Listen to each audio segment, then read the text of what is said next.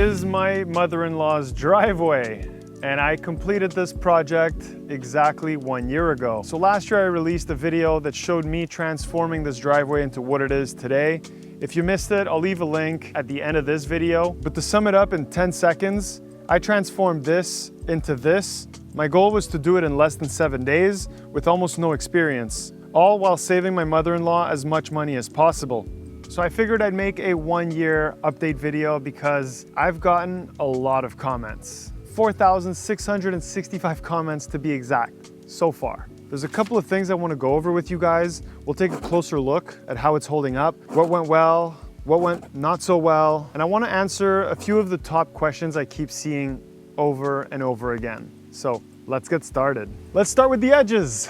These borders, let's see how they're holding up. If you remember with the edges, what I did is I installed 10-inch spikes with the plastic border. I believe this is the comment that was the most popular, that these plastic borders would fail and that I should have used concrete instead. So with this level, we're gonna be able to tell if the paver has sunk or shifted or sank to the other edge. So as you can see there, it hasn't moved at all. But I also have this 1/8 inch spacer. That one's pretty good too. Let me find some that actually moved a bit. Nope. There's a tiny bit of play. Tiny gap here actually, not even 1/8. So that's the first paver I noticed with a 1/8 gap here. But all in all, I'm actually quite happy with that. So I guess it has to do with the weather, your location. All I can say is that these borders look pretty good.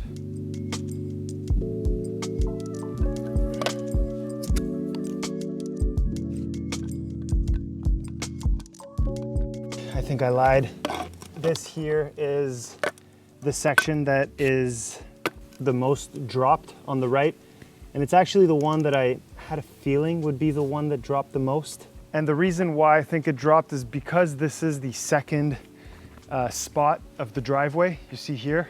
And remember how I made a curve? Sometimes when you back out or you go in, your tires, I guess, end up stepping on that border. And so if there's one border edge I wish I would have concreted in place, it's this one right here. Two of these 1/8 spacers, so it's probably a 1/4 inch drop. This one's 1/8. This one's 1/8, 1/8, probably a 1/4. This one's the worst right here. Okay, so this is probably where the tire ends up going on the most. It's only like from here to about here. Everything else seems really okay. So I probably just messed up in my curve that I cut out here. I probably should have made it 1 foot further away. I think that was my mistake here.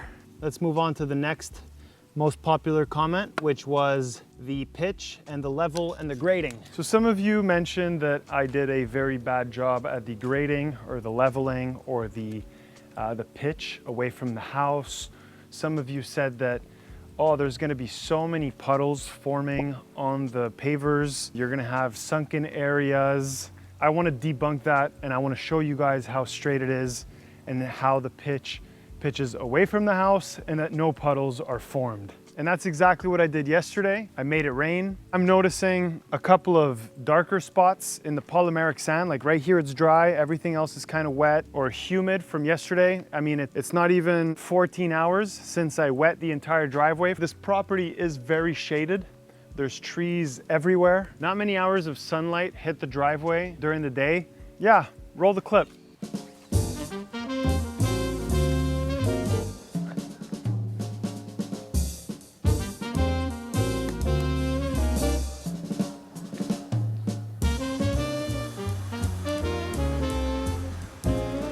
No puddles here, but as you can see, the water is moving that way. I'll show you from this angle. All the water that's falling exactly here is running off away from the driveway on both sides and away from the house. The pitch we set out is doing its job. Now let's move the water to somewhere else. No puddle here either.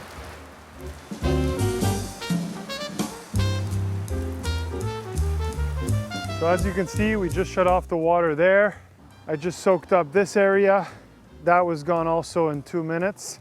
And then here I just soaked it and there's already no more water. There's no puddles. And it's the exact same story for the walkway. All right, now that we're done talking about the puddles, I just wanna talk about one thing. And that is the most popular comment of them all. Asphalt, asphalt, asphalt, asphalt, asphalt. Oh my goodness, that makes me laugh every time. So probably 70% of the comments are about the word asphalt. I would have never guessed that I would trigger so many people just because of one word. But you'll notice that on day 1 and I think day 2, I was saying asphalt, and I can't remember if it was Fiona or Dylan that asked me the question at the end of the day, are you sure there's an H in asphalt? So after I Googled it, I realized there was no H. I did a bit of research on the pronunciation, and apparently it's not wrong. There's a lot of regions in Canada and in the US that pronounce it asphalt. So is it wrong? I don't know. I don't know, guys. Let's leave it at that. So now let's move on to a couple of questions I got here. The first question is, how did your back hold up after the massive project? I'm not gonna lie, the first week of the project was very hard on the body. I think after like day 4 or day 5, I had a hard time just getting out of bed. But by the end of the project, I had lost 12 pounds. You know, my back initially was hurting because all I do every day is work on the computer. I sit down at a desk 8-9 hours a day. So it's very difficult to do these kinds of projects because I had such a weak core. But after 2 weeks of this, I was probably in the best shape ever. Second question is, would you do anything differently if you had to do it again? I have actually 3 things I would do differently here. So the first one is to rent a skid steer. A lot of the professionals and a lot of people mentioned that using a skid steer would have saved me easily a full day of work, if not more. So one of the reasons why I used a mini excavator is, first off, I had a hookup for the excavator. So that was awesome. The second reason is, as someone that's a DIYer that does not work with heavy machinery, it's kind of an intimidating thing to rent or to use. Prior to this project, I had 5 hours of experience on a mini excavator, the exact same one I used here. I guess what I'm trying to say is I felt comfortable getting that and using that, whereas jumping on a project I've never done before at this scale and saying let's rent a machine I've never used before, it just didn't make sense in my head, and that's why I went with the exact same machine I had used in the past. But now, knowing what I know today, I think I got like 20 hours of experience now on that machine. I feel a lot more comfortable. I guess that's that. Second thing I noticed, a lot of the professionals said to use a recycled concrete, that would be the cheaper alternative. Look into what your quarry has. If they have recycled concrete, it's probably half the price of the stone I used. So you definitely could save up a lot of money, especially if you have, like me, like 20 tons, or I don't even remember how many tons of gravel I used, but it was a lot. And finally, the third thing I would do differently is renting a transit level. That transit level would have saved me so much work. If I would have used the transit level from the get-go and planned the yard, I probably wouldn't have needed to transport any dirt away from this property. Question number 3, why did I dig so deep? So let's go take a look and I'll explain over there. So some of you said that I only needed to put like 4 or 5 inches of gravel under the pavers. The more you put, the better. I did watch a lot of Dirt Monkey videos, and he showed a project that was done by another company right around, really close to his house. And he explained how they put only 4 inches of gravel under the concrete driveway, and the whole thing was completely crumbling and falling apart. So after watching some videos like that and doing my research and talking to companies that gave us quotes, at least for us in Canada, because we do have a lot of freeze-thaw cycles, you want to have at least 10 inches, I'd say, 8 to 10 inches. Some companies do more, but they will charge you more. So if you want to cheap out and negotiate with the company, he said, sure, we could excavate less, but we won't put our guarantee that we usually put. I don't know if you guys remember, I had excavated, I believe, around 16 inches deep. So after excavating, I put down my geotextile fabric, and then I got 3/4 clean stone. That's what I put initially, which ended up coming up to about 4 or 5 inches in height. And then the next day, I put down another layer of geotextile fabric, and then I got 0.75 gravel, or I believe some places call it 3/4 minus, plus 1 inch of screeding material, which I used stone dust, plus 2.25 was the height of the stone. And so because it's my mother-in-law's house, and the last thing I wanted was to be at a supper where she's telling me that the driveway is starting to, you know, become all crooked and wobbly. I didn't want to have to be in that position. I don't want to be in that position. So I kind of future-proofed myself, or at least as much as I could, by digging and putting extra inches of gravel. Hopefully you guys understand that. And yeah, actually, maybe we could go to the neighbor's house and see her driveway, because she told me that her driveway was kind of all wonky. Hey, how's it going? Good, thank you. How are you? Good. I just wanted to know if I could film your driveway. I remember you saying it was kind of wonky Big or time wobbly. Wonky, all dumpy. Okay. And then the water pools, and then Oh. it freezes, and then that's like really the area, but it's a pain in the butt. So yep, take a picture, then fix it. So I don't know if you guys are gonna be able to see this. Kind of wish I had brought my level. All of this, it's kind of wobbly in this direction, and over here there's like a little hill. So this is kind of the reason why I didn't want to cheap out on a solid foundation, really thickened gravel, and I wanted something really strong that would last. So I really hope that that's going to pay off in the long run. Let's now move on to the next question, which is, why did you give away all of that dirt? Well, you know what they say, hindsight is always 20/20. When I was planning the project, I didn't realize that the whole yard was unlevel that way, mainly because I didn't have a transit level. So like I mentioned, if I would have had a transit level, I would have known that from the very beginning. If you remember, on day 1, 2, and 3, I was just excavating, removing dirt out of here. And then I think it was on day 6 or day 7 that I pulled that string line from over there all the way down the walkway. And I remember stacking the blocks just one after the other to get that string line level. So now I'm just trying to get an idea of how high I need to bring all of this to make it level with the driveway. Pull it as tight as you can. That is a lot of gravel. I remember I was like, holy moly, we're gonna have to bring up the level by so much. And so, yeah, I mean, look, if I could go back in time, I would have saved, you know, half a day on excavating the walkway because I didn't need to. And then I ended up having way too much gravel on the walkway.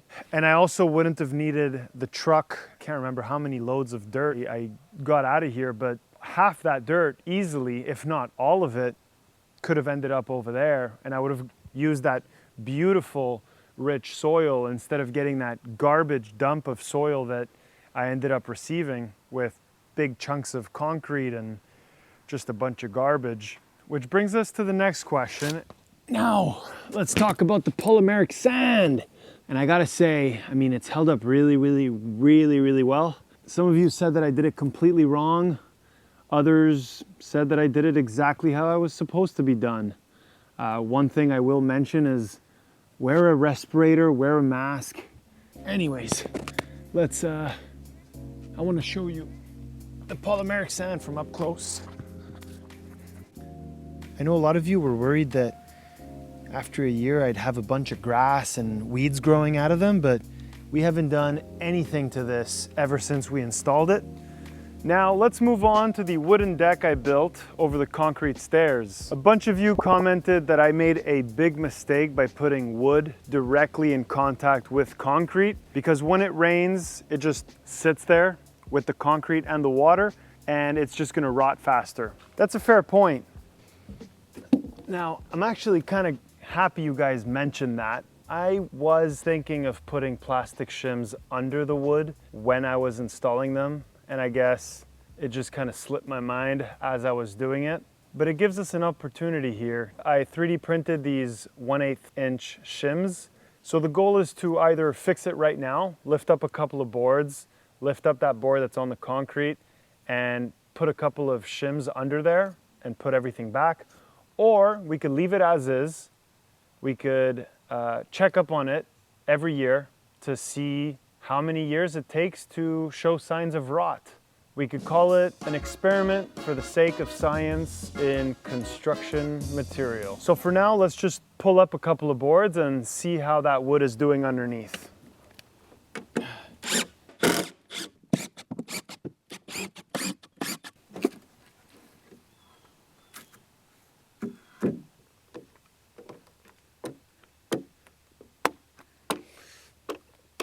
Everything's held up quite well so far. It feels a bit, I guess, colder than this board, but it doesn't feel wet. Here, I guess you could see that the little seeds from the maple trees are coming through the cracks of the boards, which is kind of funny because I also got a couple of comments that said, oh, your boards are all gonna buckle because you pressed them all together. You know, I pushed them all together and then I drilled them in place. And I did that because I knew that the boards were wet. And when the boards are wet, they shrink after a couple of weeks installed. So as you can see, some of them have a 1/8 space gap and some of them have closer to 1/16 space. So there you have it. In terms of the rot, everything seems to be okay so far.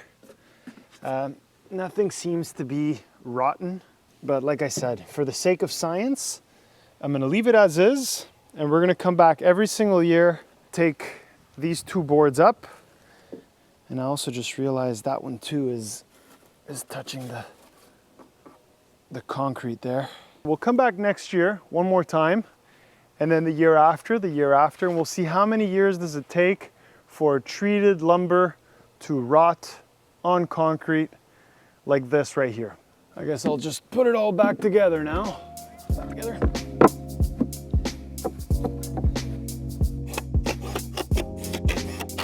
All right, so I guess now we could talk a bit about the designing and 3D modeling of this deck. I thought I ended up making a funny scene. I just wanted to show you guys that I 3D modeled it before building it. I did this cool editing trick where I just speed up my screen and then try and act like I'm actually doing it while talking to the camera. Go front to back, which is what I'm leaning towards. This way when you walk up, and I mean the reason I did that was it's faster. I mean the video was about the building, not the designing, so I didn't want to spend 45 minutes on screen. There was 3 of you that were really mad about it. You're such a bad faker. You're not even doing that 3D modeling. You just got a video playing on your screen. So just to clear that up, I don't usually explain how I make my videos, but let me explain to you that scene in under 1 minute and how Skillshare, the sponsor of today's video, helped me learn those tricks in the first place. So the first thing I did was I filmed myself doing the full SketchUp design. That took about 40 minutes. Then I recorded another take with the camera exactly at the same place, reading my script from the screen and clicking around and looking at the camera once in a while. Then in the editing, I masked the screen off and I paused the clip playing on the screen whenever I looked at the camera or whenever I stopped clicking buttons. And that, my friends, is how I made it look like crazy 3D modeling in 2 minutes instead of 40 minutes. I like those little magic tricks. I actually learned a lot on Skillshare, now that I think about it. Not just video editing, but also 3D modeling and so much more. There's creative classes about so many different topics, but the ones I recommend for video editing, storytelling, or becoming a YouTuber are definitely the course from MKBHD and the one from Ali Abdal. Those two really helped me out when I first started my channel. So if you want to learn a new skill, the first 500 people to click my link in the description, or you could scan right here, get a 1 month free trial of Skillshare. 1 month for free, like free. So right after this video is done, make sure to click that link. Let's go. Now we can finally talk about the mother-in-law's reaction.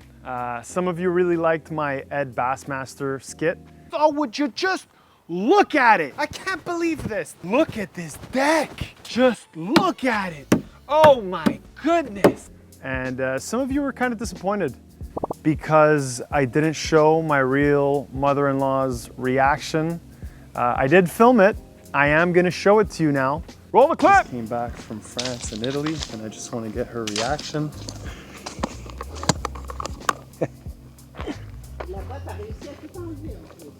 The? Ouais? T'aimes ça? And that's why I decided to do my own video. Mathéo, tu leur as pas montré la vidéo? Je t'ai dit que je voulais pas être dans la vidéo. Non, Mimi, t'inquiète, je vais pas leur montrer ton vidéo. And another question that keeps coming up at least once a week is, am I Steph Curry's brother or twin? I don't see the resemblance. Maybe the hair and the beard. You guys enjoy the next video, and if you have any comments or questions for the driveway update video year number 2 next year, drop them in the comments and I'll try to address them. And that's a wrap. Let's close up shop. Peace.